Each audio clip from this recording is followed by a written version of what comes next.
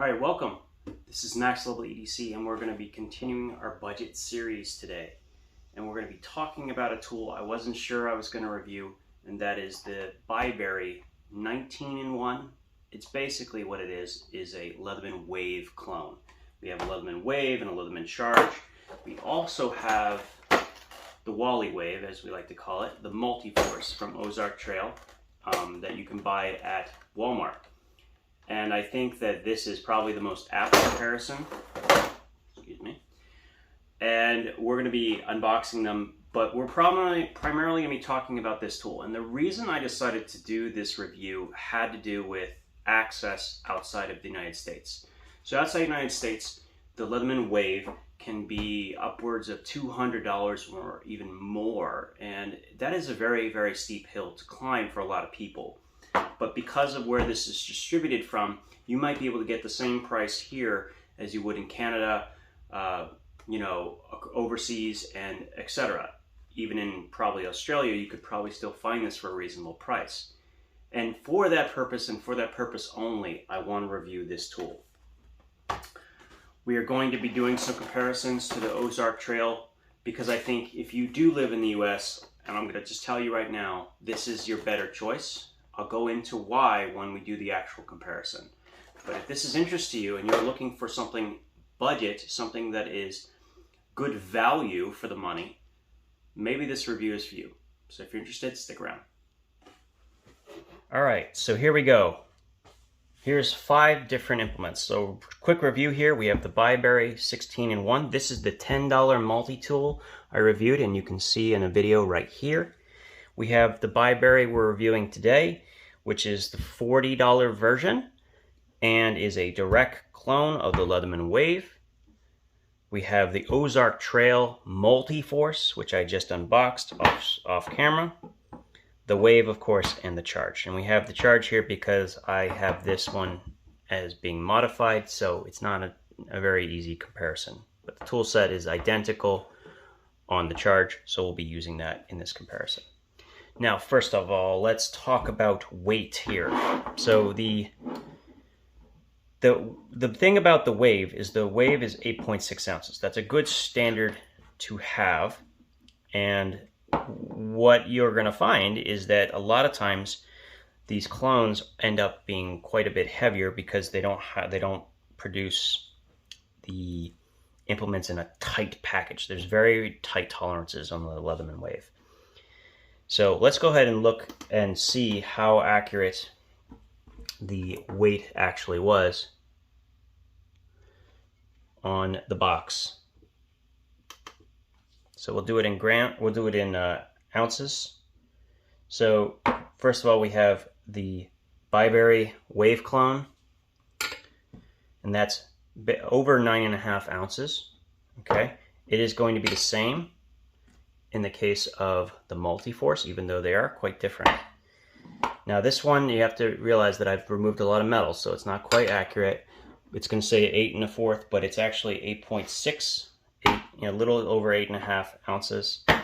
And then of course we have the Leatherman Charge Plus, and this is about 8.5. So about the same as this is what the Wave will normally weigh.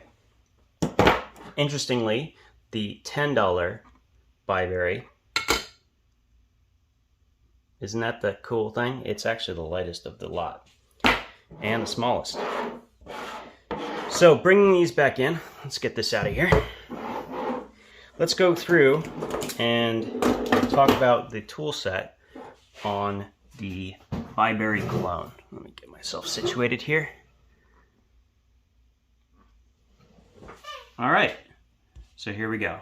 So first of all, we have the 2 outer blades. Now what I have noticed about this frame, just like the Wave, is a single piece that has been folded.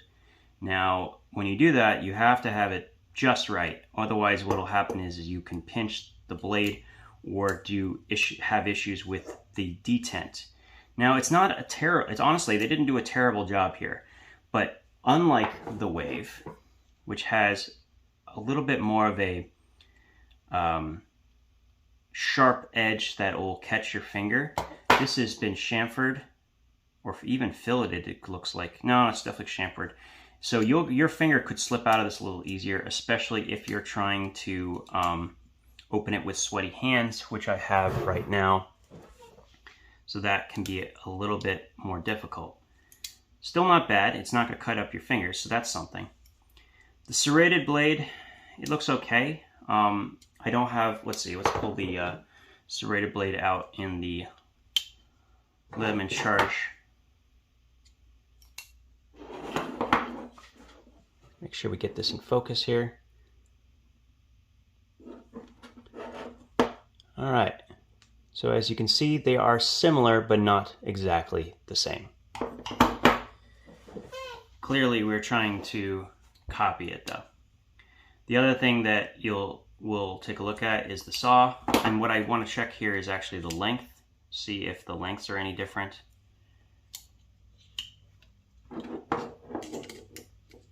And the lengths are identical. Okay, so lengths are identical on the saw blades. So also the teeth look pretty similar as well. The real test will be thickness of the spine versus thickness at the cutting edge. Actually, it does feel like, I mean, I can't be 100% sure without calipers, but it does feel like they did properly taper it. That's a surprise. Good to know though. Now, we still have locking implements on the inside. You can see the lock bars are a little bit different, but it's sort of a wash. Before we go inside, I want to point out another important feature that you will find on the Leatherman Wave and Charge series, and that is, and also on this, both the Wave, the Signal and the Surge, and that is there is a locking bit of metal that will come out the moment that you deploy the plier head. So once you deploy the plier head, that piece of metal will slide into the cutout for the blade, and it will keep the blade from opening when you're using the plier. This is a fantastic feature, and when it came out in the updated Wave, it was really good. It's very hard to beat. It's really hard to beat the original Wave. Really is. So that is something that you will also not find on this. And that's not surprising, since that is a relatively complicated apparatus. You have basically what is a flat spring that has been riveted into the frame. You do also have the stop pin, that's for the plier head to keep it from getting caught up into the small implements. So in that, they've also copied that as well, as you can see. All right, now the other thing we're going to talk about is bit drivers. One of the big differences, and actually where both the Ozark Trail Multiforce and this new BiBury have a bit of an advantage, is that they have a full hex bit driver. And these hex bit drivers are quite good in that they can take a series of common bits, as well as being modified with a magnet. You can go ahead and use standard hex bits. I think that particular feature is a huge bonus. Now, also, I want to observe the looks of this two pieces. They look particularly good. I have not heard anybody breaking these yet. That is not to say it won't happen, but so far these have held up very well from everyone I've talked to. That part I really like about these, because the Leatherman bits, although they are phenomenal if you're trying to carry them in a holster because they are so flat, they don't have the kind of bite that a three-dimensional Phillips will actually have. So I do really appreciate that. But there's some give and takes here. I don't think one is necessarily better than the other. Speaking of differences between the Ozark Trail, you'll notice that there's some gaps in this frame, and that's because these frames are made of 3 different pieces, the outer scales and the inner frame, similar to the way the Charge series is made. But this is made very similarly to the Leatherman Wave, where it has a single frame, and as you can see is quite similar to the Leatherman Wave. Slightly different in thickness of the folds, which I didn't notice before, and and I think is quite interesting. But I think what they were trying to do here is to kind of keep a similar profile while increasing the width inside the frame, because in order to get this bit driver in there, you're going to need more space than you would in the Leatherman Wave. This will probably end up being a little bit more comfortable though when you use it for the pliers, just because of the thickness of that edge. So there's that. I apologize. This is going to end up being a long review, mostly because there's a lot to cover and a lot of tools I want to compare it to. I do this, as I said before, because there are so many people who don't get access to the Leatherman Wave for a price that's really affordable. I would love for that to be the case, but it just unfortunately is not. Now, the diamond file, this is the biggest surprise of this tool, in my opinion. Because when I looked at the diamond file for the Multiforce in the past, I was pretty disappointed. Both the texturing and the edge did not seem to be up to snuff. But what's interesting to me about the BiBury is it feels like they've worked out the kinks a little bit with this, because the actual cutting edge for the BiBury feels much more defined. Like it really feels like it could bite. Whereas the one on the Multiforce, it's very smooth without, you know, it's not going to do anything. That's what it comes down to. And the other question will be whether the actual diamond edge is going to hold up. One of the things that we did notice about the Multiforce in some models is that the diamond side was not flat completely, which could cause problems. This feels quite flat. So maybe this file is better. Only time will tell. I'm going to keep both of these in my collection for comparison's sake. But neither one is going to be on par with the diamond file that is produced on the Wave. You're going to get much, much better teeth for cutting metal. You're going to get that excellent diamond file, which we know works. It has been well proven. And you're going to get a good crosscut file. So the crosscut file actually feels pretty solid, but I don't think it's going to end up being comparable to the Leatherman equivalent. Though it is definitely better than the one found on the Multiforce. That is one thing that it's going to beat the Multiforce on for sure. Now, this is the second time filming this video because I discovered something pretty fascinating about the scissors on this tool. I fully expected, that these scissors would be identical in function. I was wrong. So let's go ahead and pull out all of the scissors here. So we have one from the Charge. We have one from the BiBury and one from the Multiforce. So first of all, let's pull out the Multiforce. And I know how good these scissors are because I have had 7 of these in my run through my hands, and everyone has done this.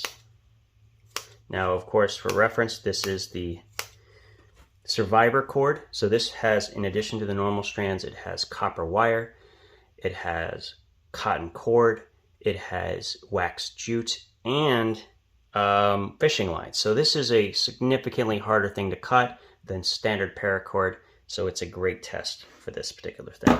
Now, let's go ahead and pull out the Charge scissors. And just like before we tested this with the $10 multi-tool, it cuts it well, but not completely clean. So it needs that little extra oomph to get in there. So let me just go ahead and see if I can do it when I put it all the way in. And yeah, you have to put it all the way in, and it mostly gets it clean. Here is the big surprise here. So here we have the BiBury. I didn't expect that because on first glance it looked like these were the same scissors. Turns out they are not. Now I'm not exactly sure what the difference is, but you can clearly see. Now if I put a lot of pressure sideways, even then it's not bad, but was it as easy? No, it's not as easy as it was with the Multiforce. The scissors are clearly better on both the Charge Wave series as well as the Ozark Trail scissors. That is a big surprise for me.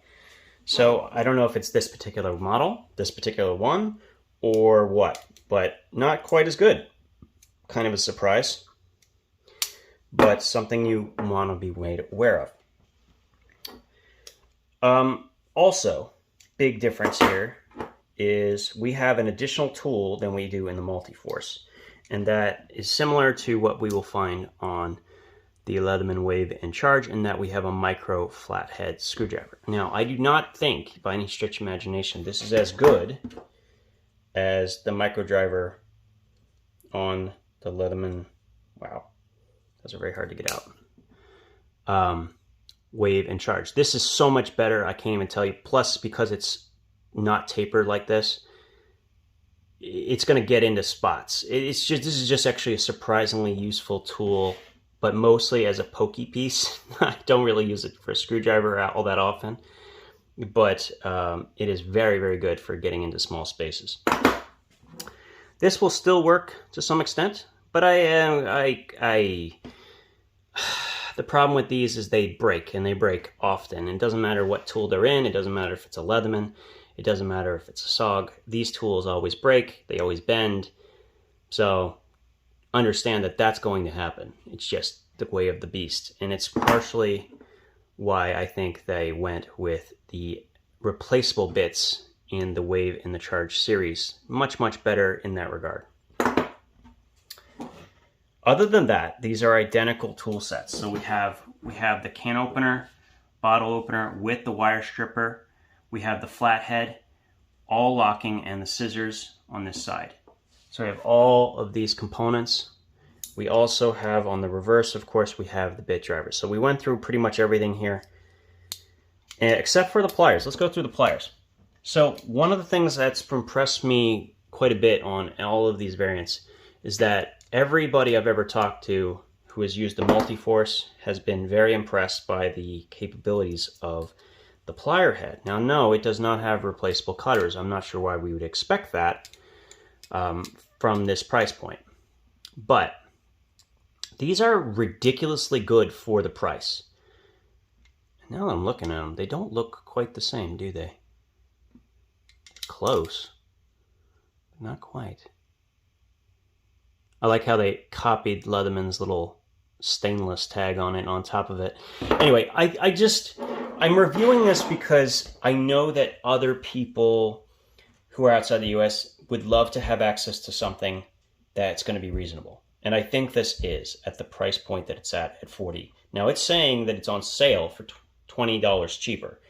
Under no circumstances should you ever pay more than $40 for this, ever. Especially when you can go on AliExpress and you can find a variant of the Multiforce for even less. And I will be showing a couple pictures of that at the very, very end. But this is not a bad offering. Do I think it's a great offering? I don't know. $40, I would always pick this in the US, no question, because you have the pocket clip, you have the bit extender, which we didn't even talk about, it comes with, as well as a sheath. It even comes with a sheath, and this sheath has the clip. It can fit both the Multiforce and the bit extender inside, so it goes in there like that. And there's a little slot right there for the bit extender. Boom. So you get all of that for $37. And the best part is, if you're in America, you can return this if it breaks to Walmart and usually get an exchange. I've already had a couple people tell me they did something dumb with their tool. They broke a component or whatever it is. They got a brand new one from Walmart.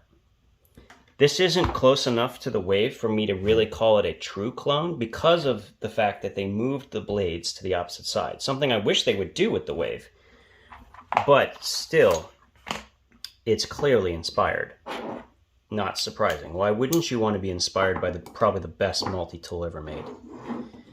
Anyway, the last thing I want to talk about is the plier spring.